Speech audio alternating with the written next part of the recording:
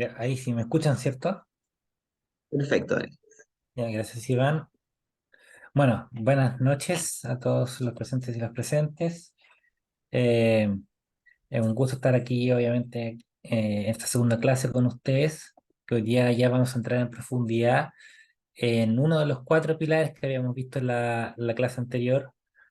Iván, desde ya, de repente podríamos ir quizás compartiendo la presentación eh, para que vayamos viendo con el PPT.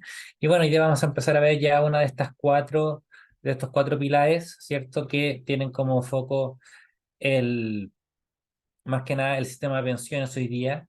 Habíamos dicho que existían cuatro pilares que eran pensiones, seguridad en el trabajo, salud en temas generales, o salud y seguridad en el trabajo, salud, pensiones, seguridad en el trabajo, salud común y por último cesantía, ¿cierto? Esos cuatro pilares. Y hoy día ya vamos a comenzar a ver en detalle uno de estos cuatro pilares, que es el pilar del sistema de pensiones. Así que vamos a eh, dar inicio con la presentación. Si me dan un segundo. Tal como lo hicimos en la clase anterior, vamos a ir dando de repente unos espacios cada unos 25 minutos, 30 minutos para poder hacer preguntas, para también tomarse de repente un breve descanso. En mi caso, por lo menos por temas de salud, les digo que eh, por unos problemas menos como en un ojo que tengo que estar unos días con unas gotitas, así que cada cierto tiempo me tomo unas pausas, aparte para descansar un poco de la pantalla, de un par de minutos, y eso se va a ir dando más o menos cada media hora, 25 minutos de clases. ¿Ya? Cualquier duda la dejan en el chat, la pueden también levantar la mano. Y cuando levanten la mano, en uno de estos descansos, se les va a dar la palabra para que puedan realizar sus preguntas. Así que, sin más dilataciones, vamos a comenzar ya la clase del día de hoy. Y hoy día, ¿qué vamos a aprender? Hoy día vamos a aprender más que nada respecto al sistema de pensiones. Desde ya les voy a decir que el sistema de pensiones, habíamos visto en la clase anterior, se componía de tres pilares, ¿cierto? Habíamos dicho de que un pilar era el pilar contributivo obligatorio, que se llamaba así porque nosotros contribuíamos directamente a él, aportando dinero básicamente, y era obligatorio porque todas las personas que trabajan con contrato como dependientes, o bien que realizan boletas de honorarios y justamente pagan sus impuestos afectos a la boleta de honorarios y hacen la declaración renta, van a estar también contribuyendo obligatoriamente a este pilar. Y por otra parte, el pilar contributivo voluntario era solamente para aquellos o aquellas que deseasen voluntariamente aumentar el monto ahorrado a su pensión. Este pilar también era contributivo porque nosotros también contribuíamos a él, pero se diferenciaba del otro, en que en este caso lo hacíamos voluntariamente. Nadie está obligado ni obligada, si no quiere, a tener que meter en el fondo dinero o por así decirlo, voluntariamente en su AFP. ¿Ya? Pero sí el Dani, 10% por lo menos, Iván. disculpa, antes que des comienzo a la clase, ¿podrías decir lo de la clase y Ah, al final no perdón, se va, perdón, por verdad, favor, verdad, verdad, verdad, verdad, para verdad, verdad. Se me fue. aclarar, digamos, Correcto, toda correcto, se me la fue, sí, clase? se me fue, sí, toda la razón. Ya, pues un poquito atrás. Bueno, tenemos que dar un aviso, que más que nada por desperfectos técnicos que tienen que ver con la conexión a Internet, el tema de la posibilidad de conectarnos más que nada en ciertos momentos, ¿cierto? Es que tuvimos que realizar algunos cambios ya en el calendario que teníamos previstos. Por lo mismo, a ustedes se les comunicó en el chat para que ustedes pudiesen elegir el día que vamos a realizar la clase que vamos a tener que modificar, para que ustedes puedan elegir si esa clase se iba a realizar el día viernes o el día lunes. Desconozco, Iván, si el resultado de esa votación, por así decirlo, encuesta en el grupo de WhatsApp ya está. Y ya tenemos con certeza cuándo vamos a tener la clase número 3, si va a ser el día viernes o el día lunes finalmente. Mira, en primera instancia se había hablado del día viernes, pero la opción que teníamos el viernes hacerla a las 7 de la tarde. Y hay personas que manifestaron de que ellas salían a las 8 de la tarde, por lo tanto se les complicaba el tema del horario. Así que en el grupo ahí se habló que sería lo mejor dejarla para el día 11 nomás, a las 8 de la tarde, horario normal. Entonces el día Obviamente, ojalá, lunes, día lunes 11 de septiembre, sí. perfecto, a las 8 de la tarde horario normal. Bueno, ahí ya queda fijado entonces. Eh, ahora reanudamos, dicho eso, ¿cierto? Vamos a reanudar la clase, habíamos dicho ya que estaban estos dos pilares y lo que yo les quería decir era de que hay un tercer pilar, pero que ese tercer pilar que vendría siendo el pilar solidario o pilar no contributivo solidario, hoy día más que nada lo compone lo que se conoce como PGU o Pensión Garantizada Universal. Esa, ese pilar no lo vamos a ver hoy día, ¿ya? Ese pilar se va a ver en una clase que va a ser grabada, que si mal no estoy es la última clase, la clase número 9. Pero hoy día vamos a ver más que nada los pilares que son contributivos. Vamos a mencionar el pilar solidario solamente, pero no lo vamos a ver en detalle, ¿ya? Solamente vamos a ver ambos pilares que son obligatorios, o mejor dicho, el pilar obligatorio contributivo y el pilar contributivo voluntario. Los dos pilares contributivos. El otro pilar era no contributivo solidario porque lo financiaba el Estado, ¿cierto? Entonces, ¿qué, qué es el sistema de pensiones y qué sobre todo es una pensión acá en Chile? En Chile, más que nada, vamos a entender como una pensión un beneficio en dinero que una persona va a cobrar con cierta periodicidad, cada cierto tiempo, producto de que ya sea por temas de vejez, por temas de invalidez o bien por temas de sobrevivencia. Vejez, obviamente el nombre lo dice, ¿cierto? Alcanzar ya cierta edad. En Chile lo que se estima ya la tercera edad y en este caso en realidad la edad que se puede tener ya para por lo menos cobrar la pensión de vejez se determina de los 60 años para las mujeres y los 65 años para los hombres. Ya, entonces cuando yo tengo 65 años si soy hombre o 60 si soy mujer, puedo básicamente comenzar a cobrar mi pensión de vejez. La pensión de invalidez va a ser una pensión en palabras simples, más que nada que yo la voy a cobrar cuando sufra alguna invalidez. Esta invalidez se va a traducir en una reducción de mi capacidad de trabajo probablemente, y esa invalidez podría catalogarse por una comisión médica de total o bien de parcial. ¿De qué va a depender? Más que nada, obviamente, de la gravedad de la lesión, ¿cierto? No es lo mismo, habíamos dicho en la clase anterior, que me falta de repente todo un miembro, como un brazo, ¿correcto? A que simplemente yo he perdido un dedo, sin quitarle valor a perder un dedo, obviamente, pero una cosa mucho más grave que la otra y una cosa me va a generar o me va a reducir mi capacidad laboral mucho más que la otra, ¿correcto? Entonces, depende del grado de invalidez, va a haber una pensión que podría ser total o bien una pensión que podría ser parcial de invalidez. Y por otra parte, también existe la pensión de sobrevivencia, que más que nada sobrevivencia significaría de que yo estoy recibiendo una pensión producto de que alguna persona con la que yo tenía una relación, ya sea de filiación, como por ejemplo mis padres, mis hijos, etcétera, alguna persona de repente o mi pareja, con la cual obviamente tengo algún tipo de unión como matrimonio u unión civil en Chile, ante el fallecimiento de alguna de esas personas, uno sobreviviente justamente, podría cobrar la pensión, que en el fondo sería más o menos lo que esa persona había ahorrado, ¿cierto? De su AFP, lo podían cobrar las personas que sean sus sobrevivientes. Esos son los tres tipos de pensiones que vamos a ver hoy en día, más que nada sobre todo la de vejez, que es la principal.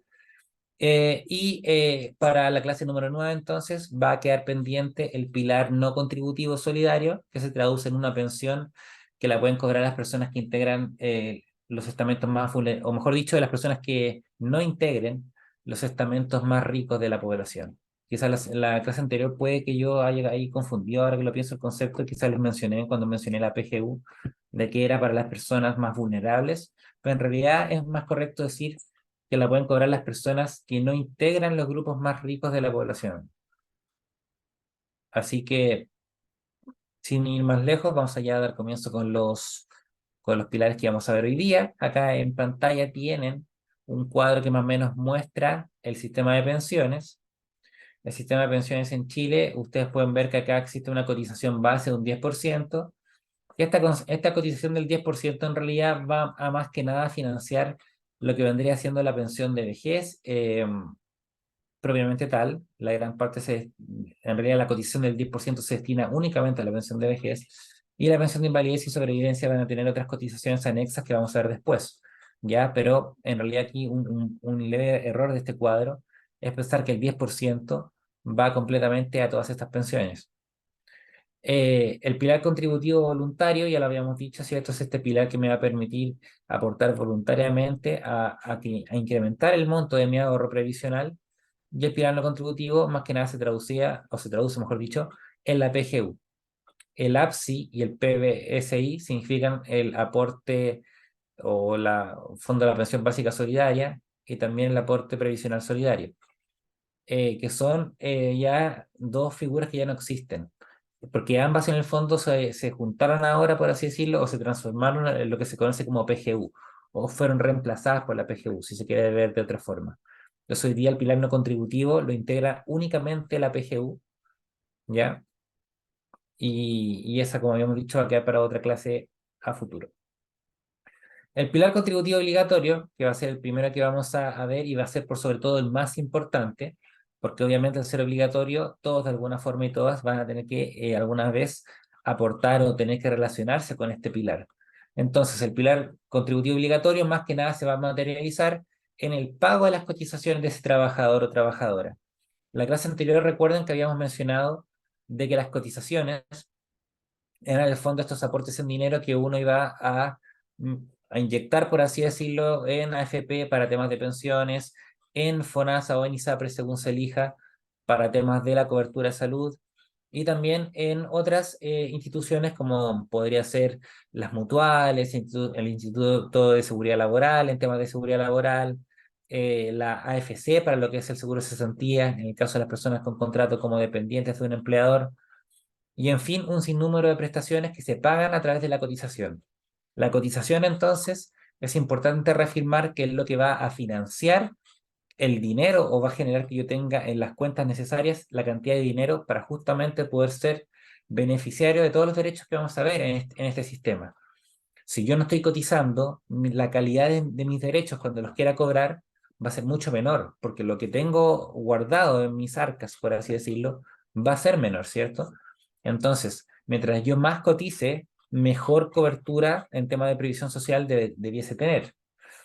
En cuanto a los beneficios, en realidad que yo voy a poder gozar más que la cobertura sería más que nada, en realidad más correcto mencionarlo en temas de salud, pero en temas de pensiones voy a poder gozar de una mejor pensión, voy a tener los mismos derechos que el resto, obviamente, pero voy a cobrar montos mucho más altos, ¿ya? Así. Entonces, las cotizaciones, lo importante a tener en mente es que es relevante tener presente que es un derecho del trabajador. El no pago de cotizaciones, que a una persona no se las paguen o se las paguen de forma indebida, que no le paguen lo que corresponde en el fondo, no es algo que hay que mirarlo a menos, como algo banal.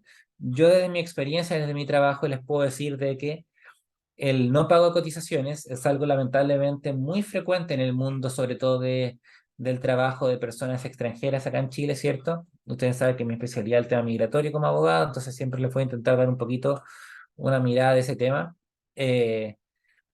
Y ahí les puedo decir que en cuanto a temas de migración, es muy común que haya personas que no se les paguen las cotizaciones, que están trabajando pero no cotizan.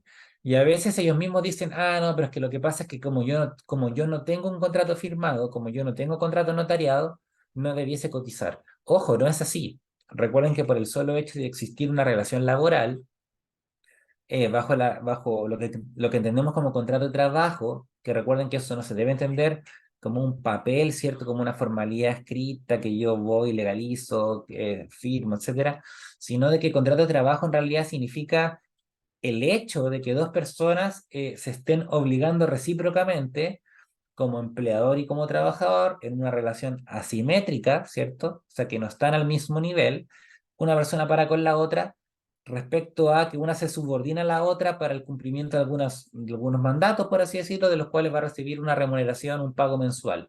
Más que nada eso vamos a entender por contrato de trabajo aunque no esté en un papel, ok, las personas que trabajan así y las personas que hacen boletas de honorarios tienen que cotizar. Y el no cotizar para una persona que tiene contrato de trabajo es tan relevante que incluso en materia laboral, una persona podría anular un despido, o sea, decir que un despido se eche para atrás y como hacer que nunca ocurrió, porque todavía a esa persona le deben cotizaciones. O sea, si a Juanito lo despiden y a Juanito, que trabajó 3 años en una empresa, jamás le han pagado ninguna cotización y lo despiden, más encima injustificadamente, imagínense, por necesidad de la empresa, por ejemplo, Juanito podría demandar la nulidad de ese despido debido a que el empleador todavía le adeuda todas las cotizaciones o bien puede que le deba algunas. Y ante el adeudamiento de cotizaciones, uno puede demandar y accionar algo que se llama ley Bustos, por si la quieren investigar, que es la que permite entonces anular un despido, y es una ley muy severa para los empleadores que incumplen este tema. Entonces, cotizar nunca hay que verlo a menos, ya es algo relevante, pero en tema de migraciones también hay que decir, de aquí no voy a entrar mucho en detalle, salvo que alguien lo pregunte, porque esto es muy confuso, de que tiene que ver con el hecho de qué pasa entonces si yo por el hecho de trabajar tengo que cotizar y debiese cotizar, pero a la vez yo no tengo un permiso de trabajo y extranjería me podría multar, o mejor, sí, extranjería en realidad, o mejor dicho, servicio de migraciones, me pudiesen multar producto de que yo estoy trabajando sin un permiso de trabajo. Ese otro tema, ya entramos en un conflicto entre la ley laboral y la ley migratoria en cierto punto, tampoco es que es un conflicto total, ¿ya? Pero eso, si a alguien le interesa, lo puede preguntar, levantar la manito, y en su momento, cuando haya algún parón, lo podemos conversar. Volviendo al tema entonces, ¿cuánto hay que pagar para esta cotización que va a ir destinada a lo que estamos viendo hoy día, que es sistema de pensiones? Más que nada va a ser el 10% del salario imponible. Salario imponible, habíamos dicho que era toda esta masa de salario antes de que se le realicen los descuentos que van justamente destinados a pagar la seguridad social de las personas. Entre esos descuentos, el que estamos viendo en pantalla, que sería el 10% del sueldo del trabajador, ¿cierto? Del sueldo bruto. Entonces, ese 10% lo va a descontar mes a mes el empleador, y el empleador se lo va a descontar del sueldo del trabajador, del sueldo bruto, y lo va a pagar en la AFP que corresponda.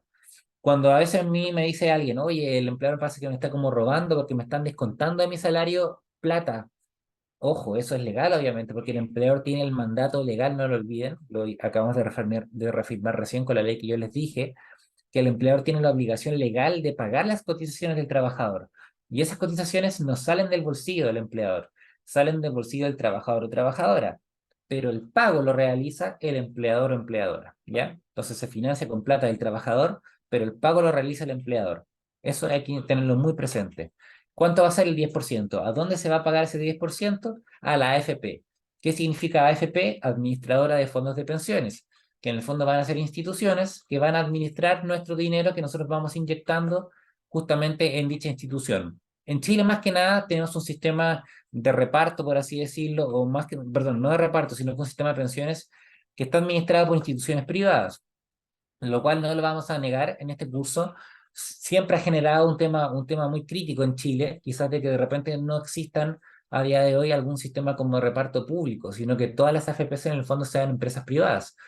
Entonces, ¿qué hacen esas empresas privadas con el capital que uno les aporta? En el fondo ellos los van invirtiendo en distintos negocios, en bolsas, justamente, que la idea de la inversión sea ir rentabilizando ese dinero, y que si yo aporto entonces 50, me devuelvan 100, producto de una inversión, por ejemplo.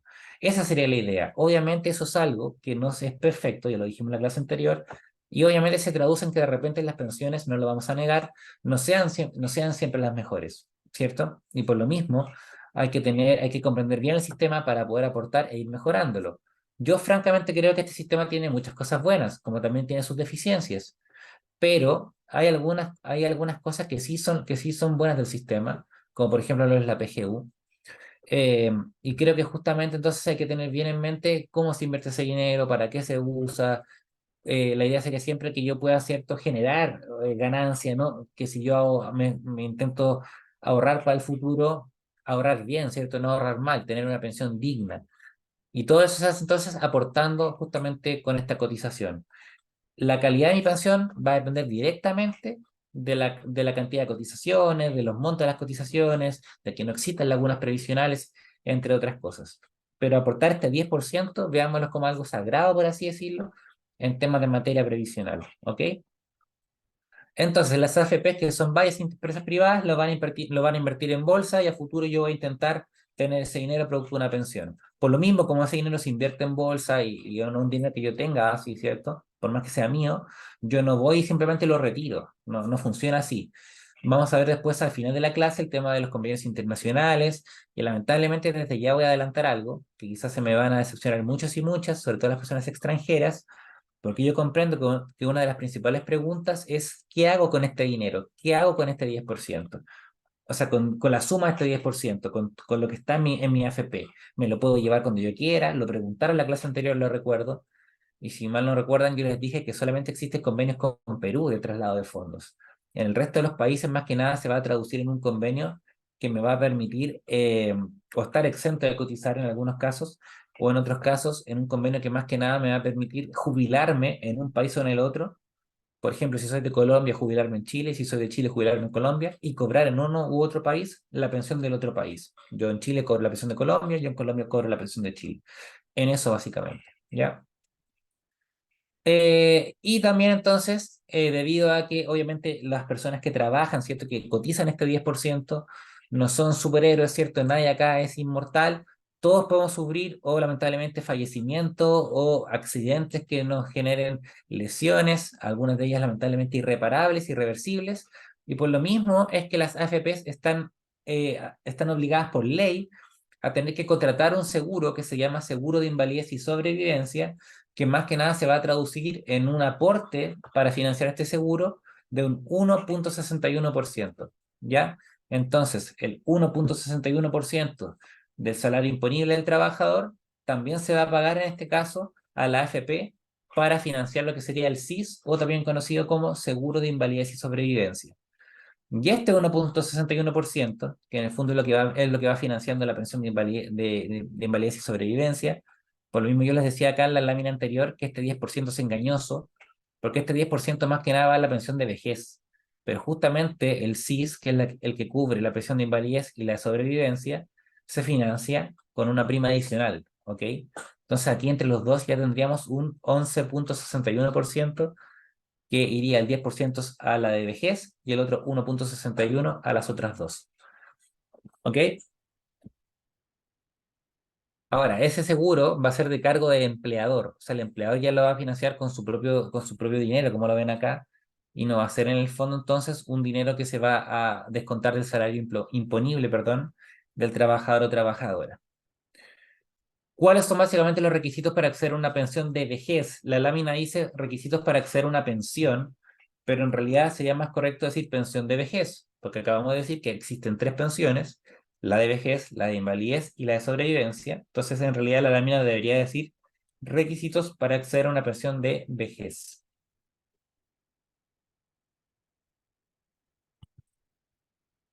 Y serían entonces tener la edad legal para jubilarse, que sería en el caso de las mujeres 60 años, en el caso de los hombres 65 años en Chile. Si yo quisiera cobrar la pensión de invalidez, yo tendría que obviamente también tener una invalidez que ya sea total o parcial.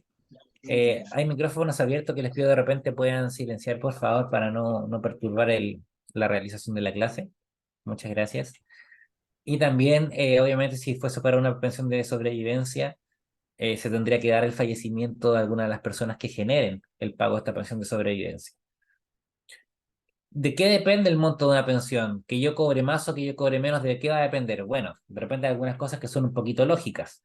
Una de ellas es obviamente del dinero acumulado en la CCI de la AFP. ¿Qué significa CCI? CCI significa cuenta de capitalización individual. Es un concepto que tienen que comprender bien, así que anótenlo, se los recomiendo para las pruebas.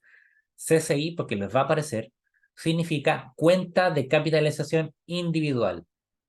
Y no hay que confundirla con una que suena muy parecido, que es la CIC. Entonces, CCI es cuenta de capitalización individual y la CIC, que no tiene nada que ver con lo que estamos viendo, tiene que ver con la cuenta de cesantía, que significa cuenta individual de cesantía. Entonces, la CCI o cuenta de capitalización individual va a ser en palabras simples la Espérame, cuenta espérame. en la que se va a acumular la pensión de una persona, ¿ya? Entonces, yo en esa CCI voy a ir acumulando toda la plata que yo meta todos los meses con el 10%. Entonces, la CCI es como la cuenta del banco en el fondo, pero que se va a financiar, en realidad es la cuenta obviamente de la AFP, ¿cierto? Pero para que hagan el símil con una cuenta bancaria, y se va a ir financiando con lo que vendrían siendo los aportes del 10%. ¿Perfecto? Esa CCI o esa cuenta de capitalización individual es de propiedad de nosotros y ustedes, de nosotros y nosotras, las personas que cotizan. Las personas que cotizamos vamos entonces a tener nuestra CCI y esa CCI es nuestra, nuestro dinero. Eso no quiere decir que yo lo retire como yo quiera, que sea mío, no quiere decir que cuando yo quiera saco toda la plata, me la llevo a otro país, no. pero ese dinero es intocable, no me lo van a quitar, no se va a perder, es mío, ¿ya? Yo lo voy a poder cobrar, sí, bajo ciertas condiciones y de ciertas formas, que vamos a ver después. Perfecto. También la cantidad de la pensión, el monto de la pensión va a depender directamente también de la cantidad de beneficiarios, lógicamente. ¿Por qué? Porque, por ejemplo, si yo tengo que acumular o tengo que estar destinando una pensión de sobrevivencia, o sea, perdón, si una pensión de sobrevivencia, yo como sobreviviente, por ejemplo, de que lamentablemente fallece, no sé, alguno de mis padres, y yo cumplo con los requisitos de pensión de sobrevivencia, que más que nada es tener hasta los 24 años y encontrarse estudiando, parecido a la reunificación familiar para las personas extranjeras, los requisitos, en ese caso yo podría cobrar la pensión de sobrevivencia, pero obviamente no es lo mismo a que mi padre o mi madre que haya dejado esta pensión de sobrevivencia tenga, por ejemplo, un hijo, que yo sea el único hijo, por ejemplo, o que yo tenga de repente 7 hermanos, porque en ese caso habría que dividirla en 8, ¿cierto? Y de repente pueda que haya otra persona que sea beneficiaria de la pensión. Y si es uno, todo va a ir para el sobreviviente. Entonces, el monto de la pensión, obviamente, no es lo mismo que si se tiene que dividir en varios a que le llegue solamente a uno o a menos, obviamente.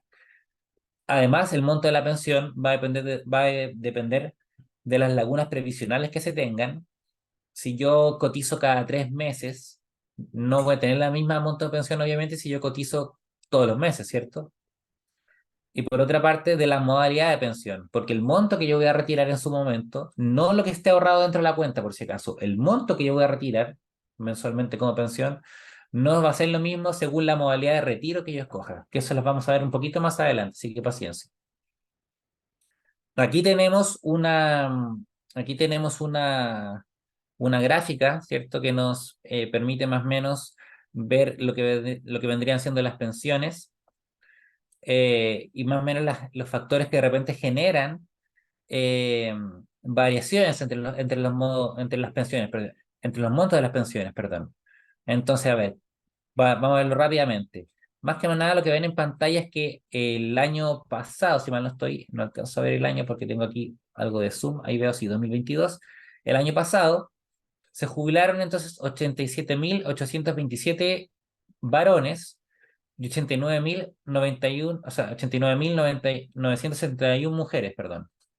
En el fondo, se jubilaron más mujeres que hombres, ¿cierto? 50,6 versus 49,4. Sin embargo, si se fijan, a pesar de que en promedio se hayan jubilado más mujeres que hombres en el año pasado, fíjense en el monto de las pensiones. En el promedio de las pensiones, las mujeres cotizan casi, de hecho, menos de la mitad de lo que cotiza, perdón, de la pensión, o sea, la pensión recibida por una mujer es menos de la mitad de la pensión recibida por un hombre en promedio.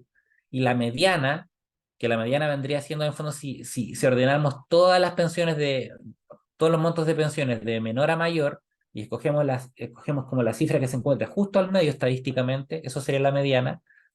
Fíjense la diferencia. Básicamente los hombres estarían pensionándose por el triple que las mujeres.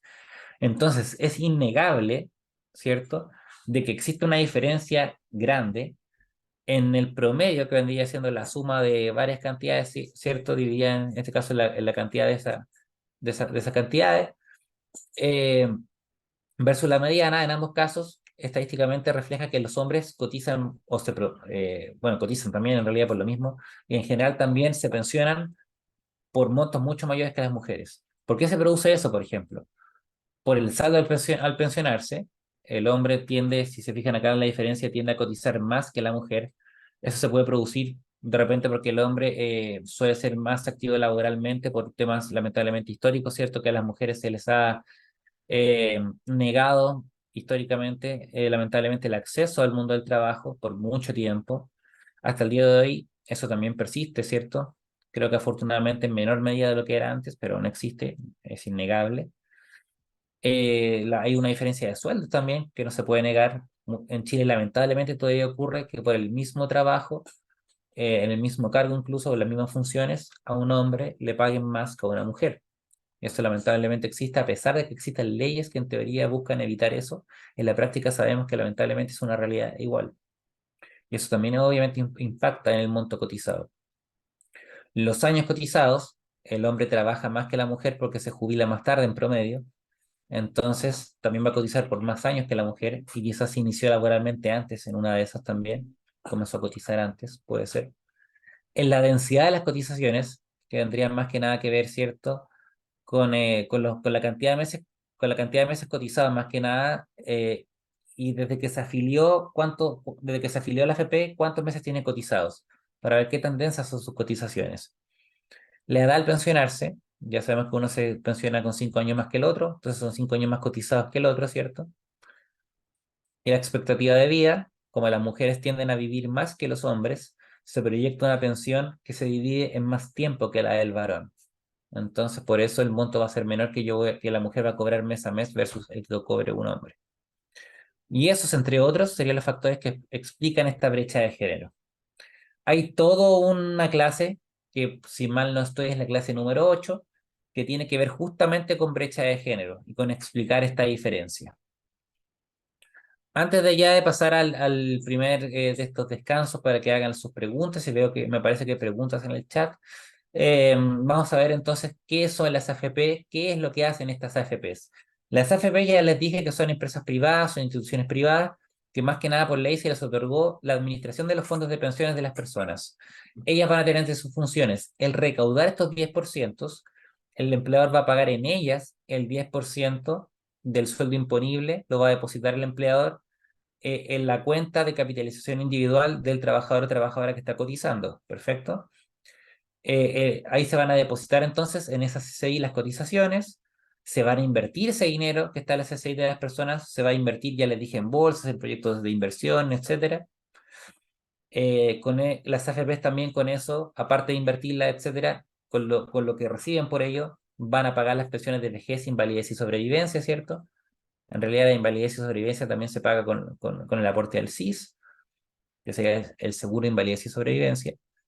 Y las AFPs, en teoría, van a realizar las acciones necesarias para cobrar las cotizaciones que se deban a los trabajadores. Esto lo digo en teoría porque en la práctica ocurre muy poco que una AFP persiga el cobro de una cotización que se adeude a un trabajador.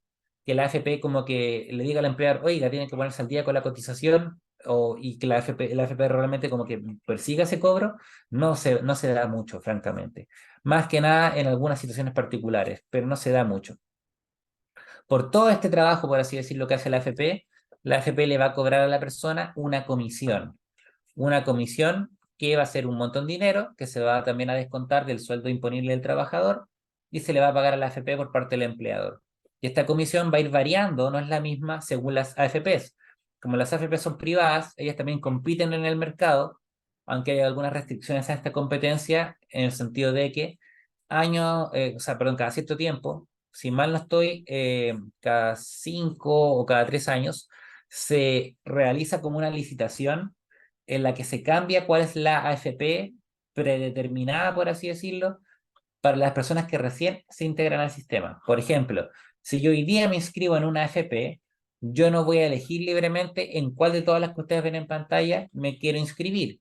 Puede que yo diga, oye, la AFP X es la más barata, yo me quiero meter en la AFP X, pero resulta que quizás la licitación en estos momentos la tiene adjudicada otra AFP. Por lo general es la más barata la que se adjudica a la licitación, pero de repente o sea, de repente pasa, perdón, que entre un periodo de licitación ya adjudicado aparece una nueva AFP con una comisión más barata. Y en ese caso, esa AFP va a ser la siguiente que se va a adjudicar la licitación probablemente. Y así pasó con la AFP Modelo y la AFP 1. La AFP Modelo, creo que si no estoy equivocado, el día 30 de septiembre, o sea, ya este mes, se termina su periodo de licitación y las personas que se inserten ahora a su primera AFP ya no van a ir a la AFP modelo obligatoriamente, sino que van a ir a la AFP que tiene la comisión más baja actualmente, que es la AFP 1. Entonces, a partir del 1 de octubre, los nuevos entrarían a la AFP 1 y hasta el 30 de septiembre lo hacen todavía a la AFP modelo. Y ahí puedo estar equivocado con una diferencia de un mes, puede que eso ya sea actualmente, pero si mal no estoy, y creo no estar mal, la FP1 parte el 1 de octubre y la modelo es hasta el 30 de septiembre. Perfecto, entonces yo voy a pagar el 10% de mi sueldo imponible, lo voy a meter en mi cuenta SSI, el 1,61% de mi sueldo imponible, lo voy a meter en el seguro de invalidez y sobrevivencia, Y aparte, una comisión que la están viendo ahora en pantalla, la voy a meter directamente a pagarle la comisión a la AFP. Aquí están viendo las comisiones de la AFP y como pueden ver efectivamente, bueno, en realidad aquí todavía sale la modelo con la comisión más baja, pero ahora la licitación, como ven en pantalla, y justamente estaba bien, sería ahora para la AFP 1, a partir del 1 de octubre del año 2023. Y sería hasta septiembre del año 2025. Ya, ahora sí, Iván, si te parece, hacemos el primer descanso y damos pie a algunas preguntas que creo que han llegado. Así que te cedo la Es, palabra. gracias, Daniel. Tenemos una consulta. Luceli nos pregunta, dice, ¿qué sucede con los que ya estamos en AFP1? Los que ya están en la FP1 no pasa nada. O sea, cuando la FP1 sea la que sea como la predeterminada, por así decirlo, ustedes van a seguir en el fondo en esa misma FP, no se van a ver afectados. Solo que cuando yo ya tengo cierto tiempo en una FP, por ejemplo, si yo ya llevo unos 3 años en una misma FP, yo ya me podría elegir cambiar a otra. De hecho, si mal no estoy, uno puede estar 2 años en la FP y ya se puede cambiar a otra. Si usted se quisiera cambiar a otra que le ofrece un plan que a usted le gusta más o mayores beneficios, usted la puede tomar. Si usted quiere seguir en la FP1, puede seguir en la FP1. Recuerden que en el fondo, como las AFP son privadas, ellas nos van a intentar como seducir, por así decirlo, con distintos paquetes, porque obviamente si existiese una AFP que es claramente mejor que las otras, no habría competencia. Entonces, la idea es que ellas compiten en el mercado, ¿cierto? Como atrayéndonos, y por lo mismo nos dan beneficios de repente en algunas otras cosas. eh, la comisión quizás la hacen crecer más, está mostrado que hacen crecer más las pensiones, la administran mejor, no sé.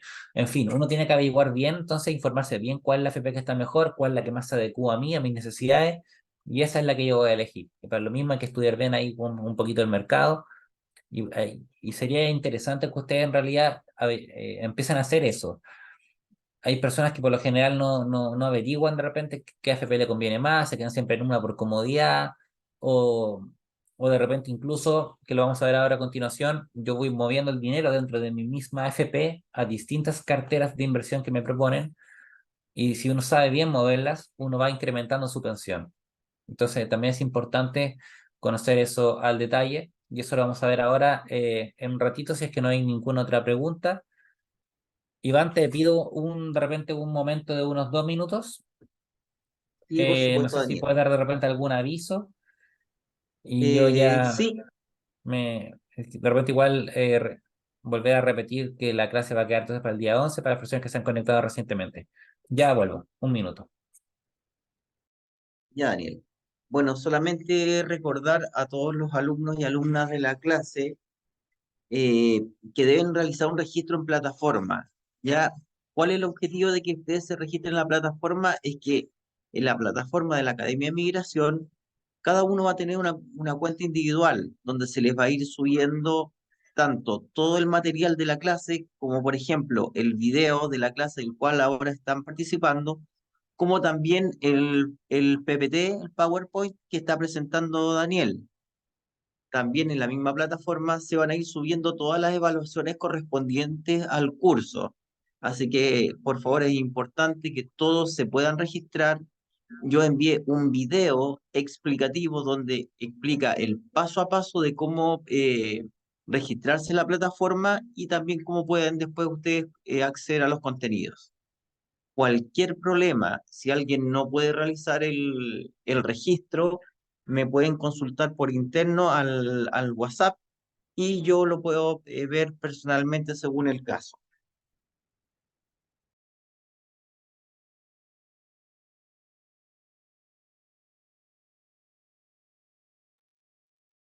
Ya, aquí estoy de vuelta. Así que, no Gracias, sé, Daniel. En el chat teníamos una información bastante importante que nos había entregado Natalia. Si bien es cierto, no era una pregunta, pero es una información que nos puede servir. por Dice, favor. Natalia Roja dice, para los trabajadores honorarios, desde el 1 de enero del 2023, el porcentaje de retención aumentó a 13% e irá aumentando gradualmente hasta que alcance un 17% el 2028. Correcto, muchas gracias Natalia. Y creo, si mal no estoy, de hecho sé que esta presentación en alguna parte, que se refería a eso, tenía ese porcentaje errado. Así que quizás justamente a raíz de eso, pero gracias por la precisión porque efectivamente. eh, y también ahí mandarle saludos a Natalia, que es del equipo ahí de los delegados de Incami, de la ciudad de Valdivia. Así que también saludos para allá. Eh, de la ciudad de Valdivia, pero obviamente aquí también, ahora en este momento en Magallanes, por lo mismo está en este curso, pero también saludos, que me acuerdo de la delegación de Valdivia, a todo ese equipo y también, por supuesto, a toda la delegación de Incami de Magallanes en sus distintas regiones, Porvenir, Puerto Natales y Punta Arenas, que vamos a estar por allá próximamente. Falta poco para reunirnos. Recordarles que en más o menos en poquito más de un mes y medio vamos a estar realizando un conversatorio de estos temas allá en la región de Magallanes. Así que nos vamos a estar reuniendo, ojalá con algún cordero al palo, habíamos dicho, Iván, ¿cierto? Así que ahí vamos a tener que tener quizás Y una por competencia de asado, supuesto. grupo uno, grupo 2 y No, grupo 3. una avenida Magallanes y si no hay cordero no es una avenida Magallanes. Ah, venía Magallanes, por supuesto. Ya, ahí para extender un poco ya, para que vayan despertando. Volvemos ya para otra ya, este segundo tercio de la clase. Los multifondos, ¿qué son los multifondos? Justamente yo les decía que si uno sabe bien este tema, uno puede ir jugando para ir moviendo su dinero dentro de una FP y poder generar mayor rentabilidad. Los multifondos significan distintos como carteras de inversión, cada una de ellas más riesgosa que la otra. Eh, el fondo, mientras, o mejor dicho, mientras más, a ver, como mientras más es que no quiero decir pequeña la letra, porque en realidad las letras no son más grandes o más pequeñas según si son la A, la B, la C o la D. Pero a ver, de la A a la E, la A es menos riesgosa, que lo que quiero decir, perdón, es la más riesgosa y la E es la menos riesgosa. Entonces, si tenemos cinco fondos, el fondo A, el fondo B, el fondo C, el fondo D, el fondo E, y el fondo A es el más riesgoso, lo que les quiero decir es que después ese riesgo se va disminuyendo conforme avance la letra. Eso es lo que les quería decir. Entonces, la letra A es la más riesgosa, la letra B es menos riesgosa que la A, pero es más riesgosa que la letra C es menos riesgosa que la letra B, pero es más riesgosa que la letra D, y la letra E sería la menos riesgosa de todas.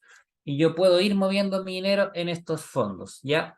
Si yo sé de repente qué fondo está rentando más, yo voy incrementando mi pensión. Esa es la idea de los multifondos. Entonces, los multifondos son los que están viendo en pantalla, el A, el B, el C, el D y el E, eso ya lo dijimos. Va a ser distintos portafolios de riesgo que tienen unos más que otros son más riesgosos. Y por si acaso la AFP nunca va a poder obligar a una persona a estar en el fondo A, por ejemplo, porque el fondo A es el más riesgoso.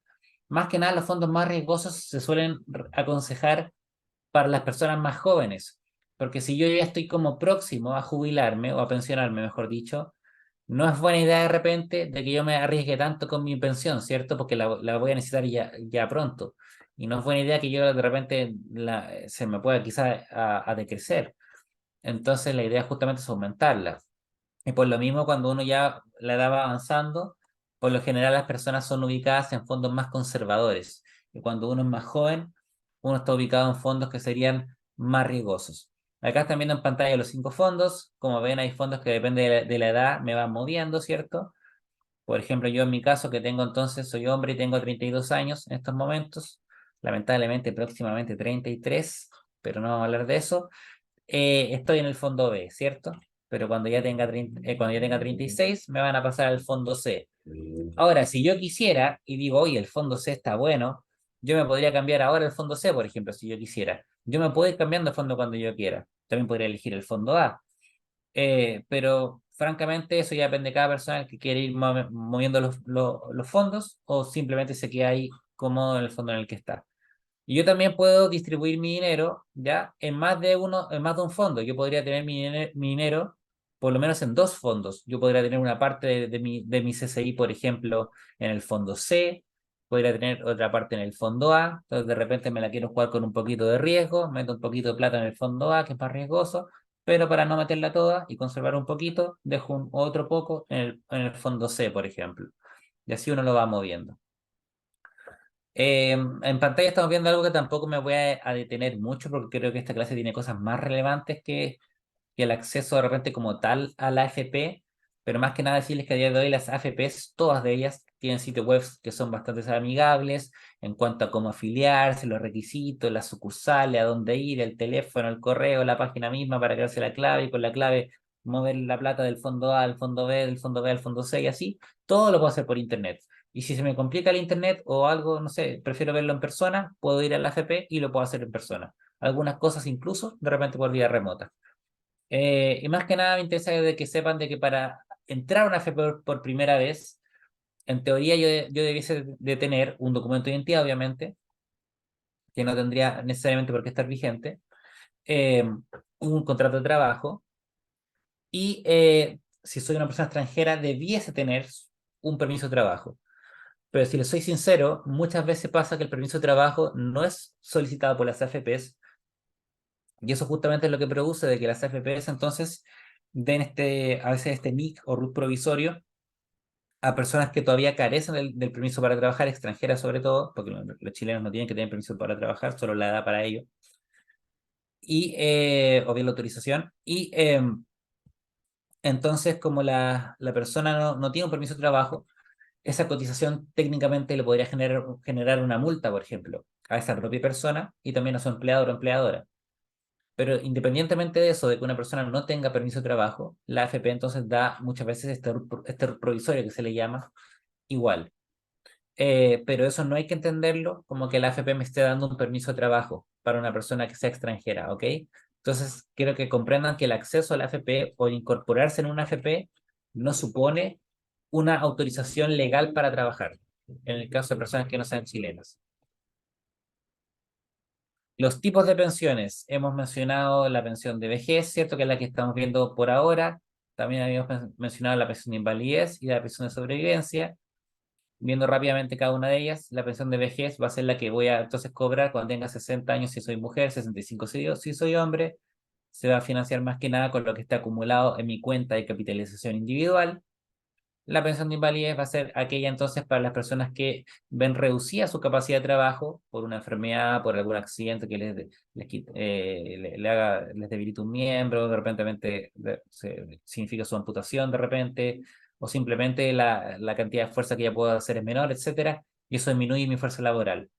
¿Cómo se va a financiar esta pensión de invalidez? Se va a financiar con lo que está ahorrado en la cuenta de capitalización individual y también con el aporte del seguro de invalidez y sobrevivencia. En realidad es con una parte de lo que está en la CCI, no es con todo, porque hay que dejar una parte para la pensión de vejez también, y el aporte del seguro de invalidez y sobrevivencia, ¿ya? Y el monto de esa pensión va a depender de lo que la persona haya ahorrado en promedio los últimos 10 años. Si es que tiene 10 años, si alcanzó a tener menos, será lo que alcanzó a tener.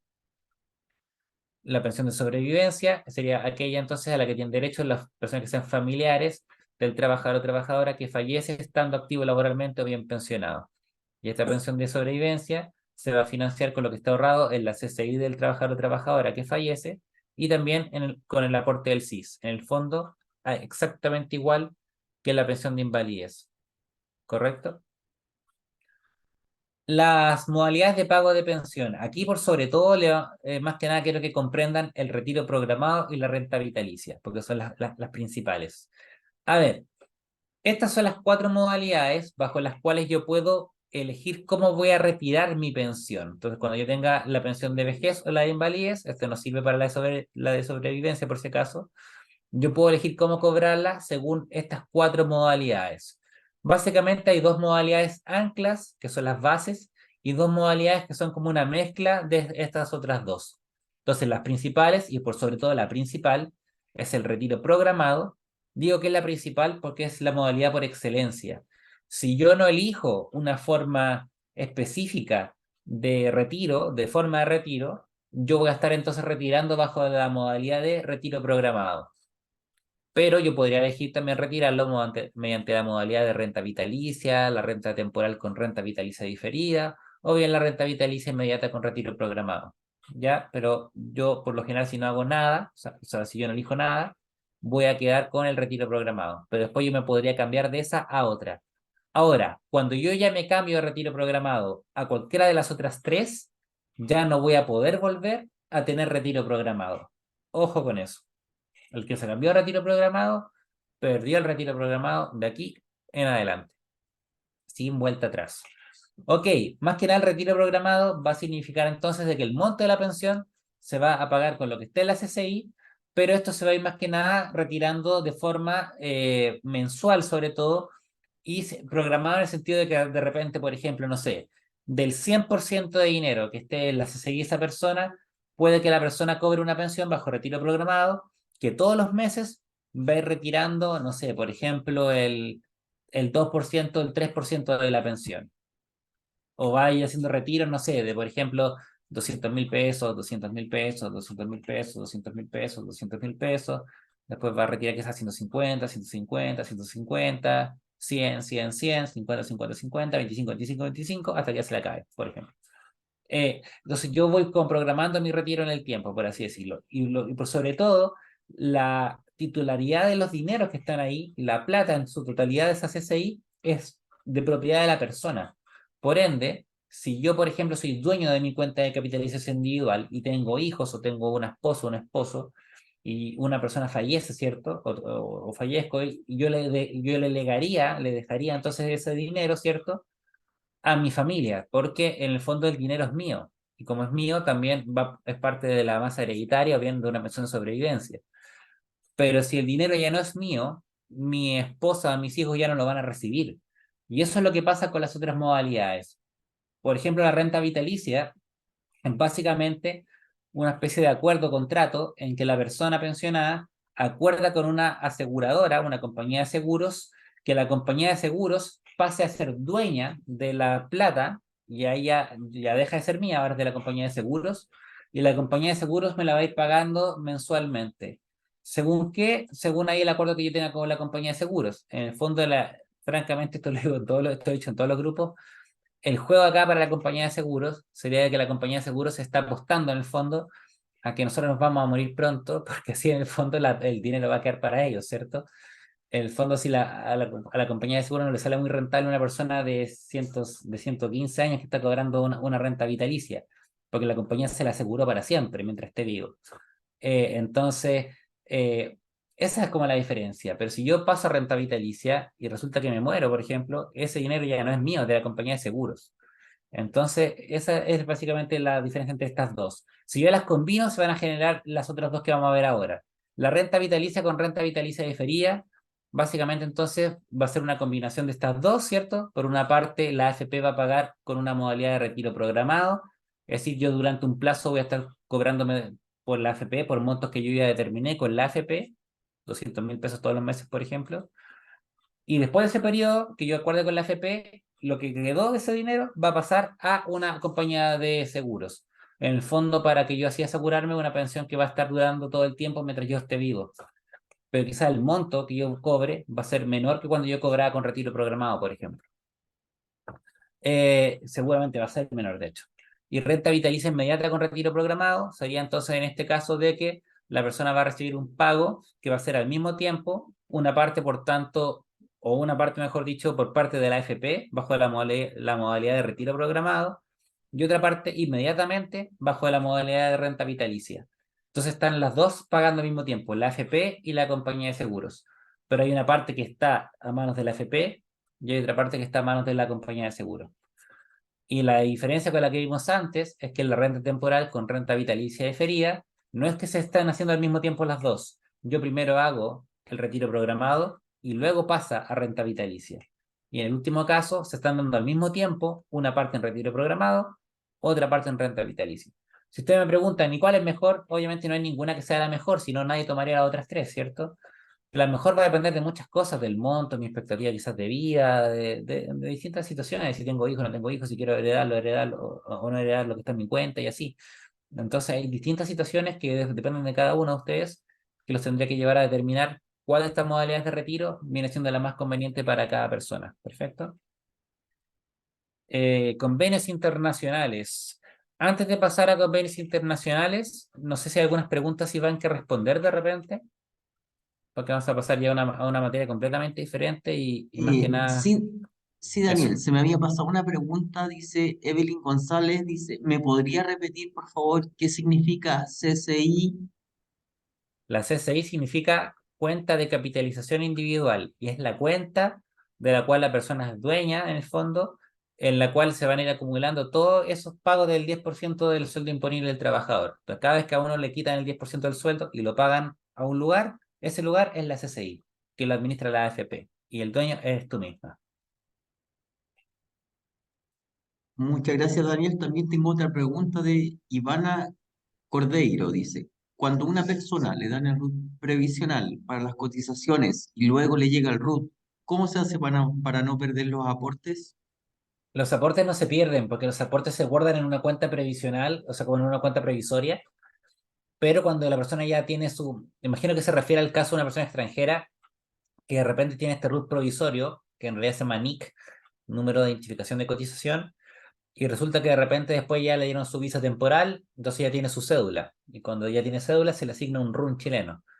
Entonces en ese caso la persona informa a la AFP de que ya tiene RUN, para que la AFP ya cambie esa cuenta provisional, perdón, y cree ya la propia CCI de esa persona. Y todo el dinero que estaba en la cuenta previsional va a pasar entonces a la CCI y el dinero no se va a perder, va a seguir siendo tuyo, solo que ahora va a cambiar como el número de cuenta, por así decirlo.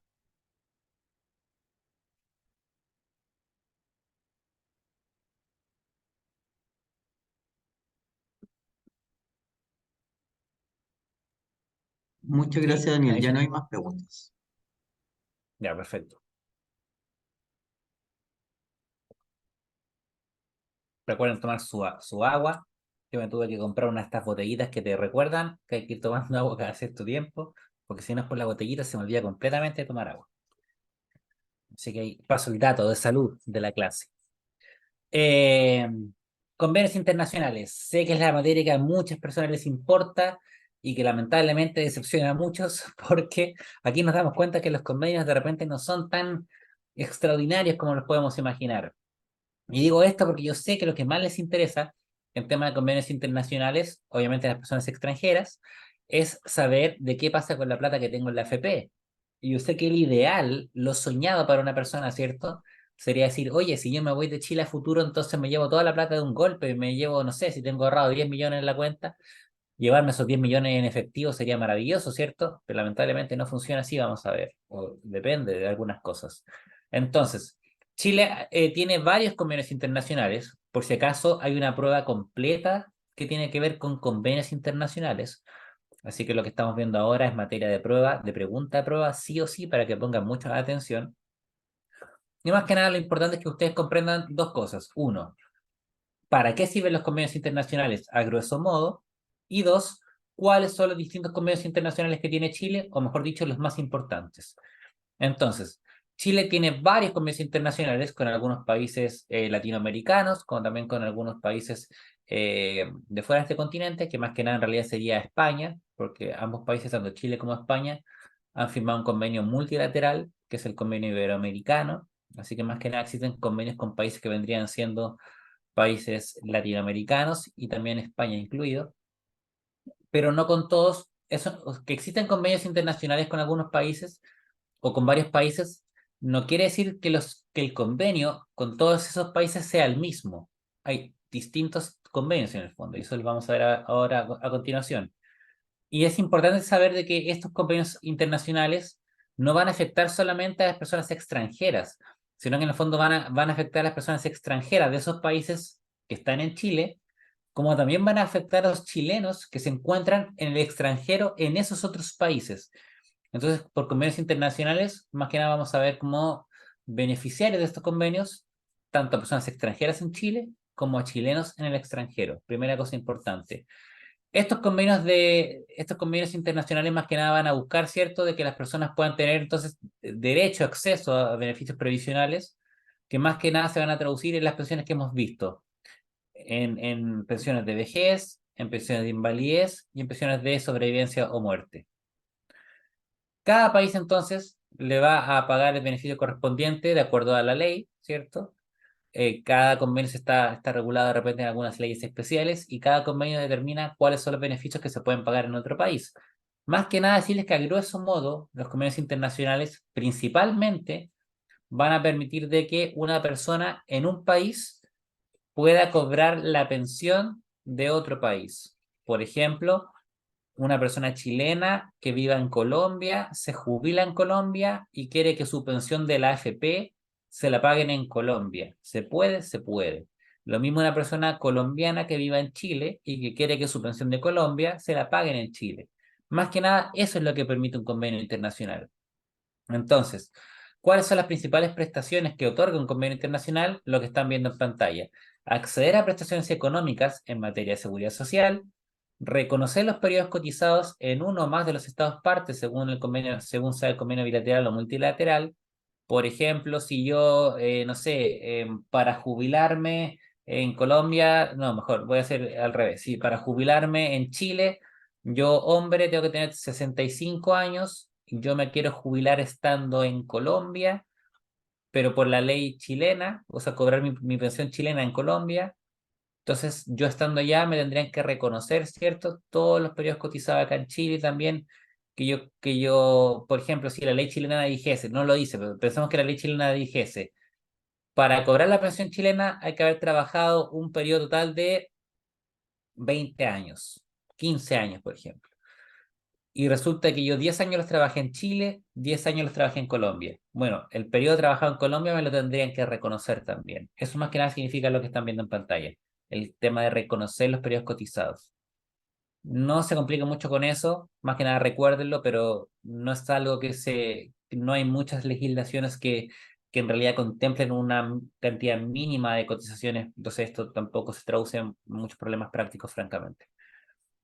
Suscribir la solicitud de pensión en el estado en que reside para cobrar los beneficios en en el otro país, en el fondo, es lo que ya les decía, un chileno se puede pensionar en Colombia como un colombiano se puede pensionar en Chile. Voy a usar el ejemplo de Colombia porque hay convenios con Colombia, como también hay con Perú. Con Venezuela hay un convenio, pero todavía no se ha pulido bien. Le faltan algunos detalles y no se ha actualizado ese convenio con Venezuela. Como muchos de estos convenios, Chile tiene 27 convenios, más que nada de este tipo, pero muchos se encuentran desactualizados, lamentablemente. Entonces, en la práctica están ahí, pero no me generan mayor beneficio actualmente.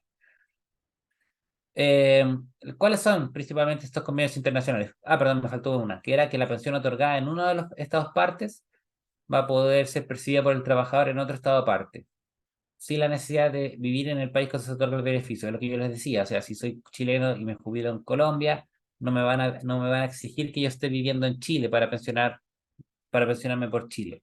Yo me podría pensionar estando en Colombia porque Chile tiene un acuerdo con Colombia, y así. En fin, ¿cuáles son los convenios que tiene Chile firmados los más importantes? Primero, el convenio multilateral iberoamericano. Este es el que va a incorporar a los países que sean de la península ibérica en Europa, que más que nada serían dos, que son Portugal y España. Entonces aquí vamos a tener países americanos y también a los dos países ibéricos, que van a ser Portugal y España.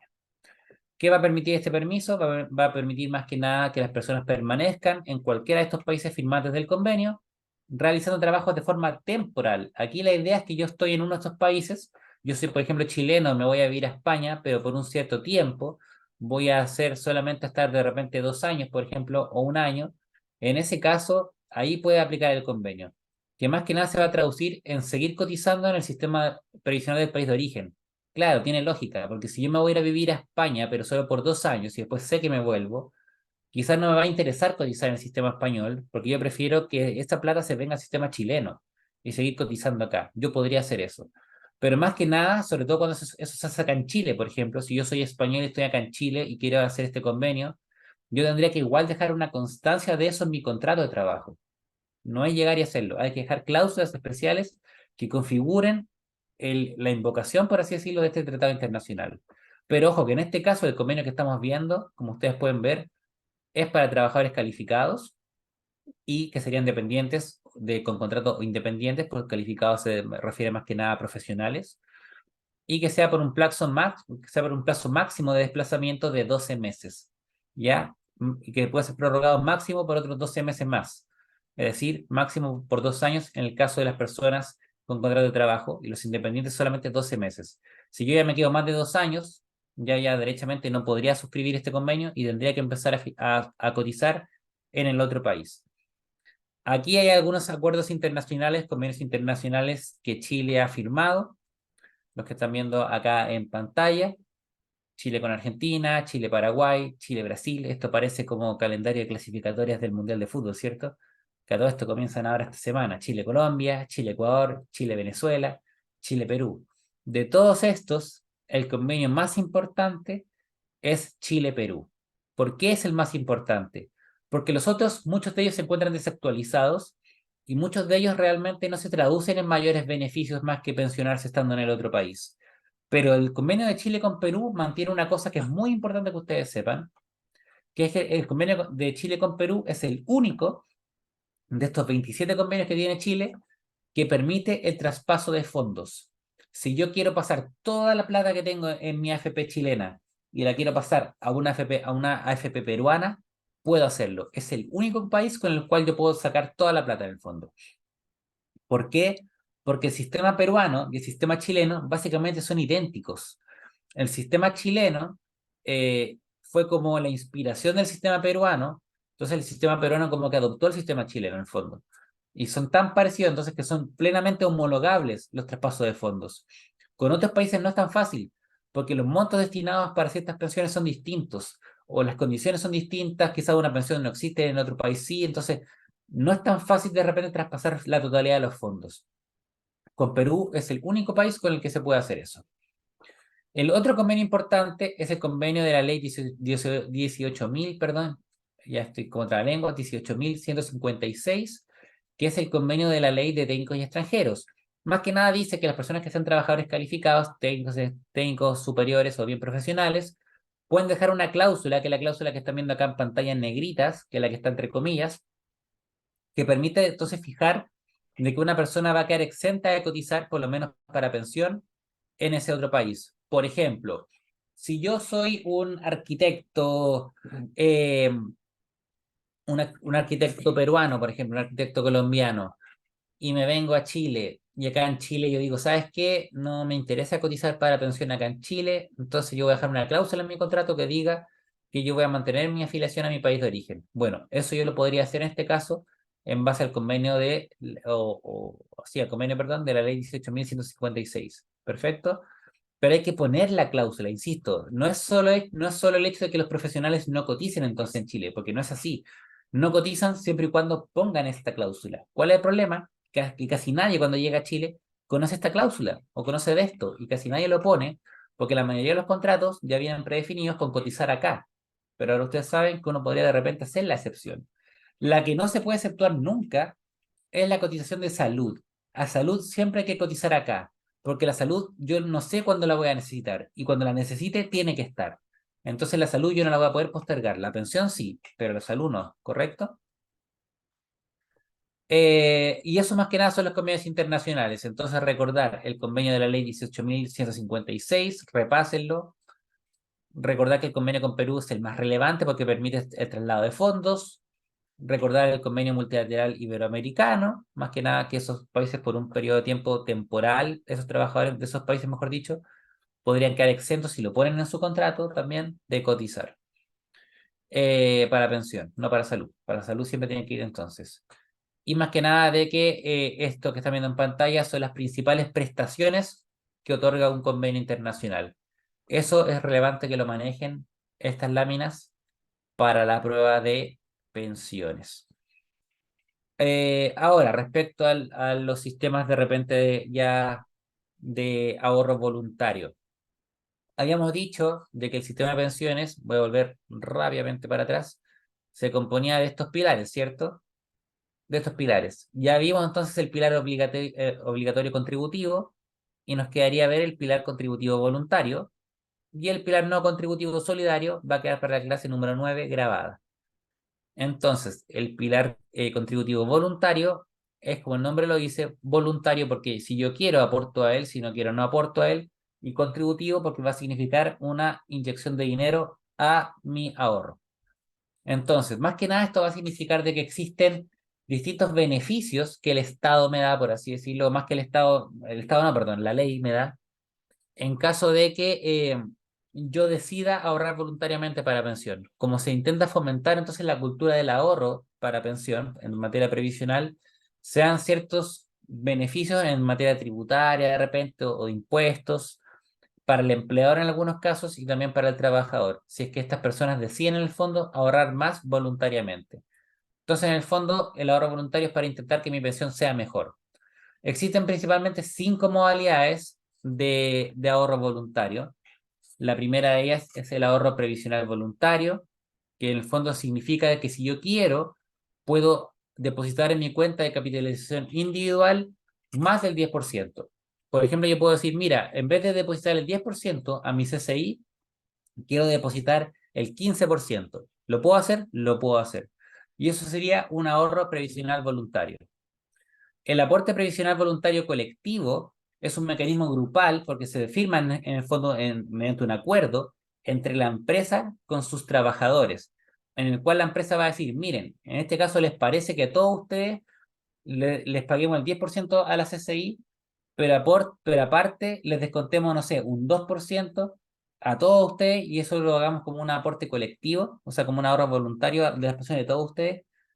Como esa empresa tiene como el foco de generar ahorro a sus trabajadores, esta cultura del ahorro, por así decirlo, se le permitiría entonces que cuando, eh, según la modalidad que yo elija para hacer este beneficio, me podrían dar de repente un incremento en mis pensiones. Por ejemplo, si yo todos los años estoy trabajando 20 años en una empresa y durante esos 20 años mediante un acuerdo, perdón, de ahorro colectivo o de este, mejor dicho, este aporte previsional voluntario colectivo, yo estoy depositando un 3% adicional con todos mis compañeros de trabajo de esta empresa, por ejemplo.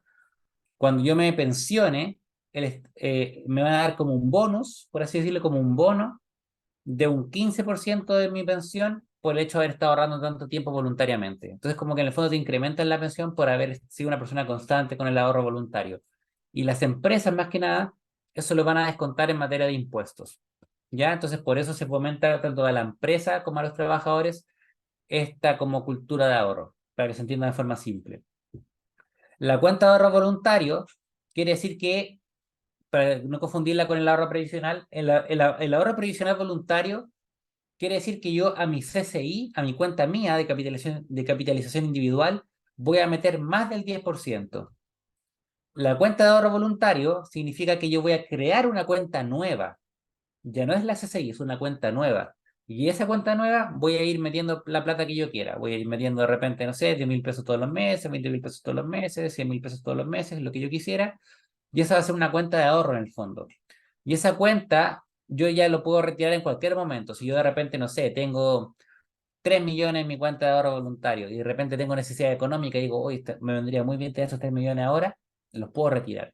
Lo que no puedo retirar es lo que tengo en la CCI, recuerden, pero sí lo que tengo en la cuenta 2. La cuenta 2 es lo que se conoce como cuenta de ahorro voluntario, ¿ya? No confundirla con la CCI. Los depósitos convenidos son más que nada depósitos en dinero que un trabajador va a acordar con su empleador para que cada cierto tiempo o mejor dicho, todos los meses se le realice un depósito específico en su CCI. Va a funcionar también como los ahorros colectivos, pero en este caso no son colectivos, son de que yo lo acuerdo con mi empleador. Puede que yo le diga a mi empleador, oiga jefe, ¿sabe qué?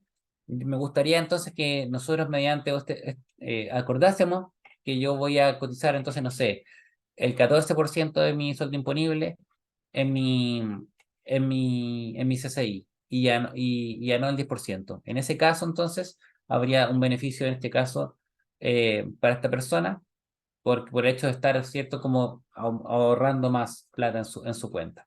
Y funciona básicamente igual, de que se le van a rebajar impuestos al empleador y la persona cuando se jubile va a poder cobrar como un bono por haber ahorrado voluntariamente. Y el afiliado voluntario significa de que hay personas que de repente no están obligadas a estar afiliadas a la AFP.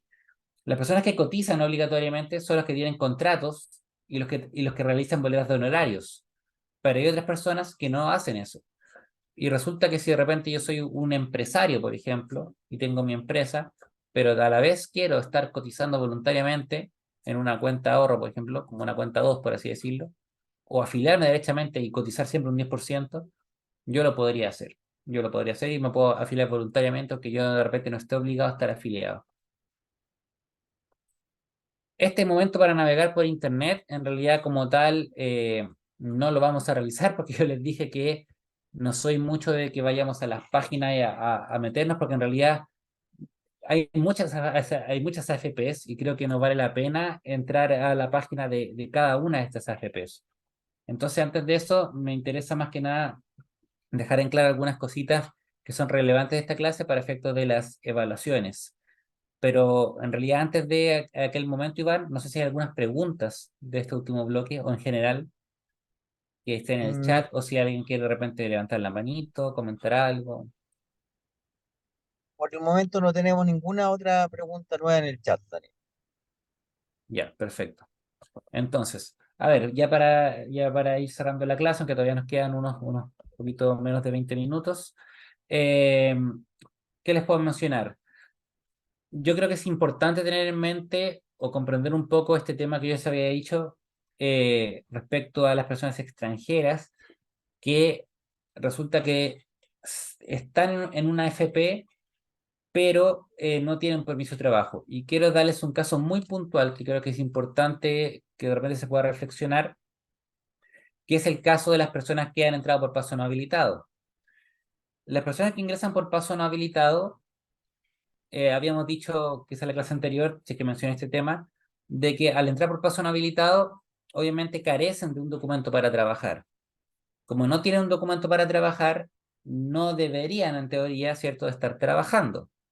Pero en la práctica pasa de que nada quita que de repente un empleador, por ejemplo, una empresa, imagínense cualquier empresa, de repente puede que sepa perfectamente que una persona entró por paso no habilitado, pero resulta que por temas de que la quieren ayudar, como por un tema humanitario, aparte de la trabajadora o trabajador es calificado, es bueno, hace bien el trabajo, es lo que necesito, etcétera, hay empresas que igual los contratan, aunque no deberían. Porque nada quita que uno pueda de repente hacer el contrato, ¿cierto? Firmarlo, llevarlo a la notaría. Hay notarías que quizás no me lo van a aceptar, como hay notarías que sí me lo van a aceptar. Y al final, con ese contrato notariado, esa persona extranjera que no tiene un documento de trabajo, que no tiene un permiso de trabajo, podría derechamente ir a la AFP. Por ejemplo, hasta el día de hoy, lo que sería la AFP que tiene la licitación sería la AFP modelo, y en la AFP modelo podría solicitar incorporarse a la AFP. Y la AFP probablemente no le van a decir, oye, ya, pero tú tienes un permiso de trabajo, tienes una visa de residencia. Si mal no estoy, si uno va a la página web de la AFP modelo y uno ve los requisitos para afiliarse cuando uno es extranjero, aparece de que hay que tener el permiso de trabajo o de repente una residencia acá en Chile ya otorgada, una visa en el fondo. Pero resulta que en la práctica eso no ocurre siempre. Y lo sé porque yo atiendo un montón de personas todos los días en mi oficina de que han entrado por paso no habilitado, pero que aún así están cotizando. Y esto justamente es la muestra de que la AFP no pide en realidad un permiso de trabajo para otorgar este RUT provisorio. El RUT provisorio no quiero que lo entiendan como una especie de documento migratorio o de beneficio migratorio. Resulta que en Chile es muy común de que las personas extranjeras confundan la palabra RUT o RUN con lo que vendría siendo una visa o permiso de residencia. Más que nada porque, lamentablemente, pues muchas personas, empleadores, la sociedad en general, la misma persona extranjera en realidad, confunden el hecho de tener la cédula de identidad chilena, lo que se le dice el RUN en el fondo, el RUT, con el hecho de estar legal en el país. Hay muchas personas que aunque no tengan cédula chilena, están legal, están regular en el país, porque el tener cédula chilena es algo que determina el registro civil, no algo que a mí me dé el Servicio Nacional de Migraciones. Y el que me da el permiso, siendo extranjero, para permanecer en Chile, es el Servicio Nacional de Migraciones, con su efecto de la PDI cuando es turismo. Pero no lo hace el registro civil. El registro civil solamente me da un documento de identificación, producto de un permiso de residencia. Entonces, la visa es lo que me lleva al RUT, por así decirlo, a la cédula, y la visa es la que determina el permiso de trabajo. Entonces, una persona extranjera para trabajar en Chile, lo que tiene que tener es una visa vigente y que esa visa le permita trabajar, lo que hacen la gran mayoría de las visas, y dos, debe de tener entonces, o si no tiene visa vigente, tendría que tener por lo menos un certificado de visa en trámite, que eso es lo que ya genera el permiso de trabajo. Pero entonces existen personas que no tienen ni uno ni el otro, y aún así están trabajando, aún así han logrado tener un contrato notariado, que está legalizado y pasado por una notaría, y aún así entonces están cotizando. Y ahora la pregunta es, ¿qué pasa con esa cotización?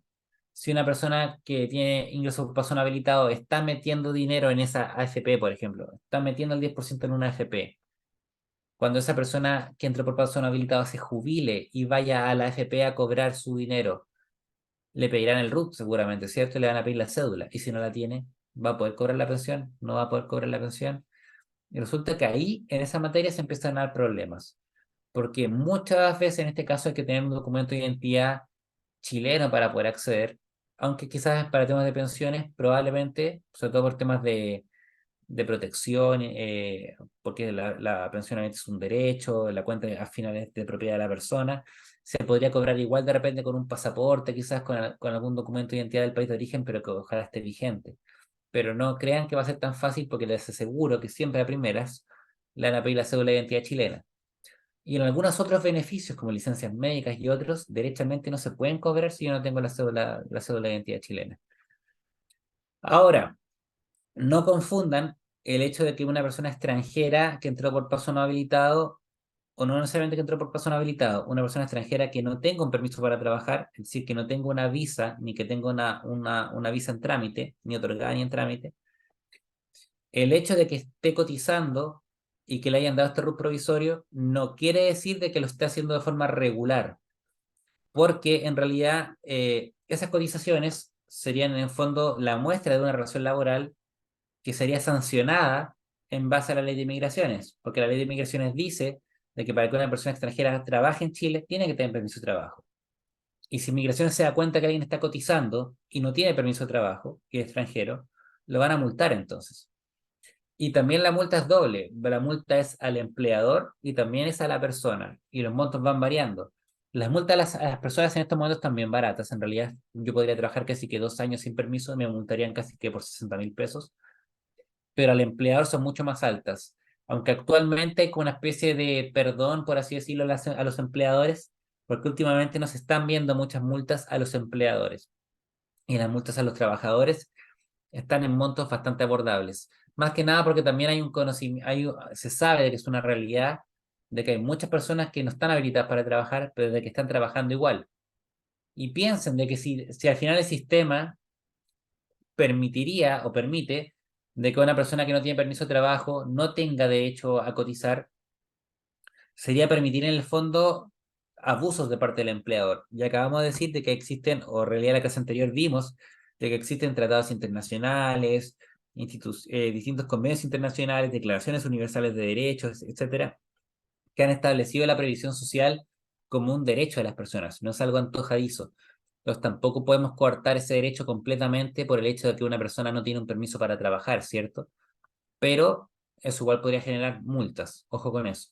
Entonces, más que nada comprender de que el hecho de no tener un permiso para trabajar, aún así me otorga, si yo estoy trabajando, el derecho de cotizar. Y esa es la que yo les decía de repente que era un poquito una incongruencia, en cierto modo, de la ley de migraciones con la ley con el Código del Trabajo, en el fondo que es el que dice que hay que cotizar. Eh, pero hay personas que de repente malentienden esto y dicen, oye, pero entonces es absurdo, porque si la ley del trabajo defiende a todas las personas y dice que todos tenemos derecho a trabajar, ¿por qué a nosotros no nos dejan trabajar si no tenemos permiso de trabajo? No, porque no es que la ley del trabajo diga todos deben trabajar, todos pueden trabajar y ya está, sin mayores cosas. La ley del trabajo lo que dice es los trabajadores tienen derecho a cotizar, tienen derecho a la seguridad social.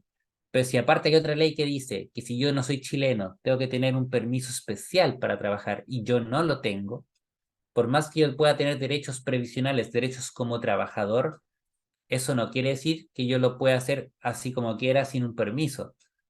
En ese caso tendré derechos, pero también tendré obligaciones. Y si mi obligación era tener un permiso y yo no lo tengo, puedo ser sancionado también perfectamente por eso, más allá o con independencia de que yo también podría cobrar entonces ciertos derechos previsionales. ¿Ya? Eso más que nada en cuanto a esa situación. Y también lo que les quería decir era que de repente en situaciones donde esto sale a la luz, por ejemplo, de que una persona que de repente no tenía permiso de trabajo, hagamos un ejemplo práctico. Un trabajador entra por paso, una persona entra por paso no habilitado a Chile, es contratada en una empresa, le dan su RUT provisorio, trabaja 1 año y 5 meses en esa empresa. Un día el empleador se da cuenta de que esa persona entonces no tiene permiso de trabajo y decide despedirlo. Lo despide bajo la causal de necesidades de la empresa. Resulta que aparte nunca le pagó las últimas cotizaciones. Desde que se enteró que no tenía permiso de trabajo, le quedó debiendo 3 cotizaciones. En ese caso, ese trabajador, yo ya les dije antes, podría demandar laboralmente a ese empleador por un despido injustificado y por sobre todo, bueno, en realidad el despido sería injustificado si es que la causal sería que no tiene permiso de trabajo, porque la causal de necesidad de la empresa no tiene que ver con si el empleador, con si el trabajador tenía o no tenía permiso de trabajo. La causal de necesidad de la empresa tiene que ver con que la empresa en el fondo tiene necesidades económicas que le hacen imposible mantener a ese trabajador en el puesto, o tiene que de repente priorizar otras áreas en función de que la empresa está apuntando en esa dirección. Pero no es despedir a cualquier persona porque se me antojó. Entonces, si esa persona demanda a la empresa y el tribunal condena a este empleador a pagarle todas las cotizaciones que se le deben, esa condena no va a implicar, a esa condena al empleador, no va a implicar de que el trabajador aparte tenga que rendirle cuentas al tribunal de que, disculpe señoría, yo estaba trabajando sin permiso de trabajo, y que el tribunal condene también al trabajador por trabajar sin permiso. No, no pasa. Entonces, no tengan miedo en recomendarle a personas que, o si ustedes conocen a alguien, o si ustedes derechamente están en la situación de no tener permiso de trabajo, no tengan miedo en demandar sus derechos laborales por el hecho de no contar con un permiso de trabajo. Porque en la sede laboral no debiese por qué repercutirles a ustedes con una multa a cambio de ustedes estar defendiendo sus derechos. Por más que en teoría podría pasar, pero en la práctica no ocurre. Y yo igual podría entonces cobrar todos los beneficios a los cuales tengo derecho, aunque yo no tenga de repente un permiso para trabajar. ¿Ya? Eso entonces para que quede absolutamente claro. ¿Hay alguna pregunta, Iván? ¿Comentarios que tengamos? Este grupo está poco preguntón. Debo decir que este grupo me llama la atención de que hay muy pocas preguntas. Por lo general nos quedamos más tiempo respondiendo preguntas, pero no hay muchas. Entonces, quiero pensar de que están comprendiendo las cosas a cabalidad en realidad, porque ojalá pues nos lleguen las pruebas entonces y resulta que ahí justamente lo que ustedes tenían dudas se pregunte y ahí no sepan cómo responder. Eh, porque de repente no sé si se está entendiendo todo en el fondo y que por eso no hay tantas preguntas o por otro motivo. De todas formas, las clases tienen que durar una cierta cantidad de tiempo, entonces aunque no hayan preguntas, si hayamos pasado todos los contenidos, aún así tenemos que permanecer aquí dando un poquito de clase por más tiempo. Y si mal no estoy llevando, todavía nos quedan un Sí, par de minutos, ¿cierto? nos quedan todavía y tenemos una preguntita en el chat, Daniel. Y nos Eso. pregunta Luz Celis, dice, ¿qué sucedería si yo tengo ahorros voluntarios y la AFP se declara en quiebra o cierra? ¿Qué sucedería con mis aportes? A ver, bueno, buena pregunta. Yo en realidad, francamente, creo que nunca me había puesto en el escenario de que una FPS vaya a quiebra o cierre. Pero en el fondo, si los aportes, no solamente los voluntarios, sino que también los aportes obligatorios, están en cuentas que por sobre todo yo soy el dueño de esa cuenta. Entonces, si una AFP quebrase, yo diría que obviamente no es que si la AFP quiebra, la persona va a recibir todo el dinero de golpe, sino de que igual obviamente la AFP tiene capital con los cuales puede responder, no me cabe en duda. Eh, Sería en todo caso una debacle terrible que una AFP quebrase, porque no ¿qué pasaría con las pensiones de todas esas personas? Las AFPs igual tienen ciertos modos como de, cuando una AFP se constituye, obviamente ya hay una seriedad al respecto y se espera de que eso no ocurra. Pero ante ese evento, francamente, la respuesta como tal, si es a ciencia cierta, no la tengo, pero por lógica, yo diría de que esos montos se destinarían a otra AFP, en este caso, probablemente, si la persona no cumple con el criterio de elegir a qué AFP quiere destinarse, que sería de estar por lo menos 2 años en una AFP, seguramente la mandarían automáticamente ese dinero a las cuentas, o sea, perdón, lo mandarían a ser administrado por la AFP que tenga adjudicada la licitación. Por ejemplo, pensemos que en estos momentos se quiebre la AFP modelo. Entonces, si quiebra la AFP modelo, yo diría que las personas que no cumplen con el requisito de elegir la AFP que quieran, serían sus dineros serían pasados a ser administrados por la AFP que tiene ganada la licitación. En ese caso, pasarían a ser administrados por la AFP 1. Si quebrase, por ejemplo, la AFP y yo tengo la posibilidad de repente de elegir otra AFP, seguramente yo creo que la persona tendría la posibilidad de elegir a qué AFP quiere destinar esos dineros. Ahora, si ustedes me dicen, ¿y qué pasa si la AFP ya no tiene la capacidad de pagar? Uf, porque ahí estamos en un escenario catastrófico que ya no me quiero ni pensar en ello, pero en el fondo deberían existir resguardos y las AFP no me cabe en duda de que son empresas contundentes, entonces deberían tener por lo menos, creo yo, formas de poder responderle por lo menos a las personas que serían como sus acreedores. Buena pregunta en todo caso, no, o sea que nunca me había puesto en ese escenario. Y vamos obviamente a intentar hacer las averiguaciones pertinentes para dar una respuesta a cabalidad a esta pregunta. Gracias, Daniel. Bueno, de todas maneras, como Daniel decía, yo estoy captando todas estas preguntas y posteriormente yo igual se lo envío a Daniel porque, como dice Daniel, si hay que pulir algo o hay que ahondar en algún tema, eso Daniel después me lo envía a mí y yo se lo reenvío a ustedes. Tenemos otra pregunta también en el chat, Daniel. Tenemos dos preguntas en realidad. Evelyn González Eso. nos pregunta, si uno trabaja sin contrato, ¿uno puede cotizar igual? ¿Y qué pasa con FONASA? A ver, si yo trabajo sin contrato y, por ejemplo, hago boletas de honorarios, si yo, por ejemplo, hago boletas de honorarios y no tengo contrato, cuando yo hago boletas de honorarios pago un impuesto. Ese impuesto o retención de dinero, ¿cierto? Como habíamos dicho, por ahora sería un 13%, pero va a ir aumentando conforme pasen los años, hasta que en el 2027 se estanque, ¿cierto? En una cifra ya determinada, que si mal no estoy era en un 17%. Pero, entonces, si yo cuando hago boletas de honorarios, si no tengo contrato, igual en el fondo estoy aportando un dinero, un impuesto, de ese dinero me van a sacar una parte para pensión, otra parte para salud, otra parte para el seguro de repente si yo quiero de accidentes laborales, ¿cierto? Eh, y no para cesantía, porque en ese caso no va para cesantía. Pero en el fondo igual hay una cotización de salud que yo estoy haciendo por el hecho de estar pagando este impuesto. Entonces, no es que todo el impuesto se va a destinar el pago a la pensión solamente, sino que también va a ir una parte a la salud. Y el porcentaje va a depender de si la persona está en FONASA o bien de si está en el sistema de ISAPRES, que sería el sistema privado. Pero igual se aporta salud. Todos siempre cotizan a salud. Las personas, por ejemplo, le hago una contrapregunta. ¿Se han preguntado de repente qué pasa si una persona que ya es adulto mayor, una persona de 65 años, por ejemplo, decide seguir trabajando? ¿Esa persona tendría que seguir cotizando obligatoriamente el 10% o no? No, no. Cuando uno ya tiene la edad, de repente, si yo quiero, puedo seguir, si yo quiero, voluntariamente, cotizando el 10% a la CCI, o si yo quiero simplemente ya dejo de cotizar para la pensión. Pero siempre sigo cotizando para salud. Entonces la salud es una cotización que siempre va a existir, no lo duden, siempre va a estar. La otra pregunta ahora sí, Iván. Ya.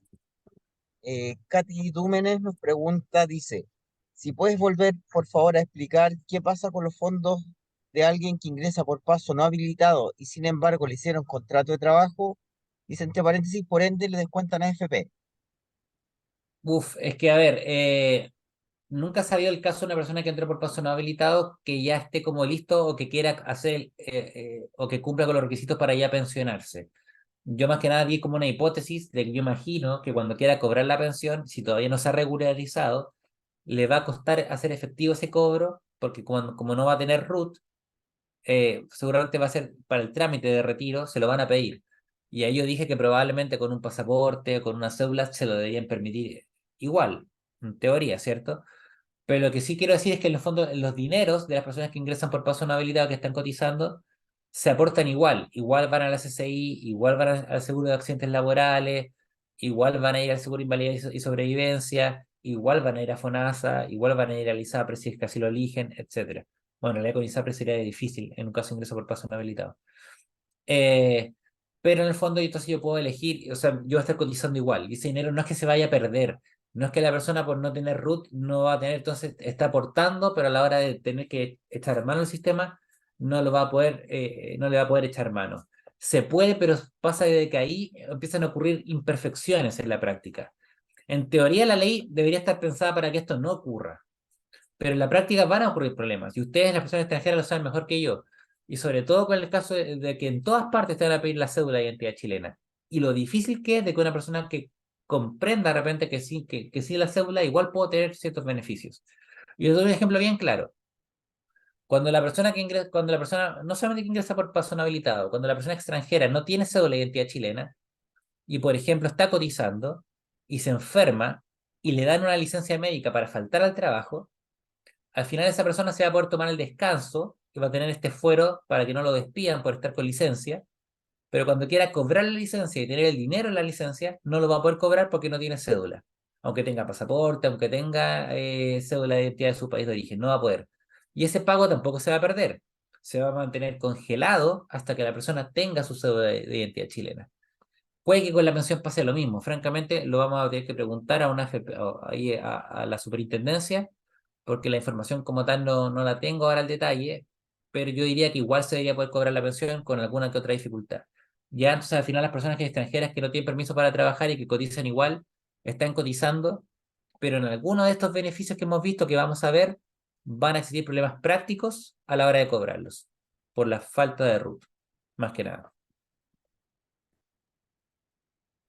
Gracias, Daniel. Tenemos tres preguntas más, pero yo creo que en honor al tiempo vamos a darle paso a una pura pregunta. La otra va a quedar, yo la voy a captar, se la voy a enviar al profesor y me comprometo a enviar la pregunta, la respuesta, ¿ya? La última pregunta dice, ¿qué entidad fiscaliza las AFP? La superintendencia de pensiones. La superintendencia de pensiones es en el fondo el organismo de Estado que va en el fondo a fiscalizar justamente que las AFPs cumplan con su labor. Por eso se llama justamente superintendencia, porque tiene ese rol de fiscalización sobre estas entidades que controlan o que administran las pensiones. Muchísimas gracias, Daniel. Yo creo que ahí tú puedes ir dando las palabras de cierre nomás, porque ya son las 21:41 tengo aquí en Sí, Madrid. vamos a ir cerrando entonces. Bueno, muchas gracias por la clase de hoy. Recordarles entonces que vamos a tener la siguiente clase el día lunes 11 de septiembre en horario normal de las 20 horas, debido a unos desperfectos técnicos que nos hicieron entonces tener que modificar nuestra agenda, ¿ya? Así que el día lunes 11, lunes de la próxima semana, nos vemos a las 20 horas y ese día vamos a ver la clase número 3 y vamos a ver entonces ya el sistema de seguridad y salud en el trabajo, que tiene que es una clase más entretenida porque tiene que ver con un tema más dinámico, que tiene que ver con accidentes en el trabajo, accidentes de trayecto, enfermedades profesionales y otras cosas. Así que un gusto, descansen mucho, un abrazo y nos estamos reencontrando el día lunes 11 de septiembre entonces a las 20 horas por este mismo canal, ¿cierto? Eso. Cuídense mucho y nos vemos en una semana, o sea, perdón, la próxima semana. Eso por mi parte, ya te dejo las últimas palabras a ti, Iván. Muchas gracias por todo. Muchísimas gracias, Daniel. Bueno, y como ya es costumbre, si Perdón, la pueden foto, todos. ¿verdad? Sí, exactamente. Ah, mira, Caterín Dúmenes levantó la manito. No sé qué. Le, le damos el pase nomás. Katy, antes, a lo mejor va a dar palabra de cierre. Ah, no, Hola, no, ahí sí. había puesto como era un saludo de despedida. Ah, No ya. sé por qué levanté la mano, pero Saludos, muchas Katy, gracias. también. Y ante la pregunta en realidad que comentabas delante, que por qué estábamos tan silenciosos aquí a motivo personal, estoy con una bebé, entonces voy captando la clase en la medida que puedo, pero No, vamos a ir tranquilo. tratando de ir siguiendo el hilo conductor, así que igual muchas gracias porque eres bien explicativo. Muchas gracias a ustedes. Ella piensa lo mismo. Eso, sí. Bueno, Muchas gracias. gracias. No, a ustedes. Qué lindo terminar la clase así. Sí, ya, Daniel, muchas gracias. No sé si Igualmente a está la foto, todos. ¿viste, Iván? No sé si está la Ah, foto. Si ahora no, estoy en eso. dejo compartir pantalla. Sí, eso, mejor, Eso. ahí sí. Y ahora sí, miren a la cámara, enciendan cámara Ahora si es que sí, es sí. posible, por favor. Ya, Y uno, dos, entonces tres, y saludamos a va la la cámara. foto. para tomar la fotografía de rigor. Nos vemos el día lunes entonces a las 20 horas. Cuídense mucho. Ya, nos vemos. Muchas gracias por participar en la clase de hoy. Hasta el lunes. Muchas Hidrátense. gracias. Feliz fin de semana. Que estén bien. Chao. Adiós. Chao. Adiós.